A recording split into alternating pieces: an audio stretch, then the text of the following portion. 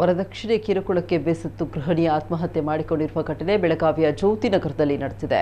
ಶ್ರೀನಿಧಿ ಸಂತೋಷ್ ನಾವಿ ಆತ್ಮಹತ್ಯೆ ಮಾಡಿಕೊಂಡ ಗೃಹಿಣಿ. ಶ್ರೀನಿಧಿ ಹಾಗೂ ಸಂತೋಷ್ 2021ರಲ್ಲಿ ಮದುವೆಯಾಗಿದ್ದು ದಂಪತಿಗೆ 2 ಮುದ್ದಾದ ಮಕ್ಕಳಿದ್ದಾರೆ. ಗಂಡ ಹೆಂಡತಿ ಮಧ್ಯೆ ಆಗಾಗ ಗಲಾಟೆ ನಡೀತಾ ಇತ್ತು. ಕೌಟುಂಬಿಕ ಕಲಹ ಕಿರುಕುಳಕ್ಕೆ ಬೇಸತ್ತು ಮನೆಯ ಮೊದಲ ಮಹಡಿಯಲ್ಲಿ ಕಿಟಕಿ ಗ್ರಿಲ್ಗೆ ವೇಲ್ ಬಿಗಿದುಕೊಂಡು ದೇಣಿಗೆ ಶರಣಾಗಿದ್ದಾರೆ. ತವರು ಮನೆಯವರೊಂದಿಗೆ ಮಾತನಾಡಬಾರದು ಅಂತ ಮೊಬೈಲ್ ಫೋನ್ ಕಿತ್ಕೊಂಡಿದ್ದ ಅಂತ ಶ್ರೀನಿಧಿ ಕುಟುಂಬಸ್ಥರು ಆರೋಪಿಸಿದ್ದಾರೆ. ಪೊಲೀಸರು ಪ್ರಕರಣ ದಾಖಲಿಸಿ ತನಿಖೆ ನಡೆಸ್ತಾ ಇದ್ದಾರೆ.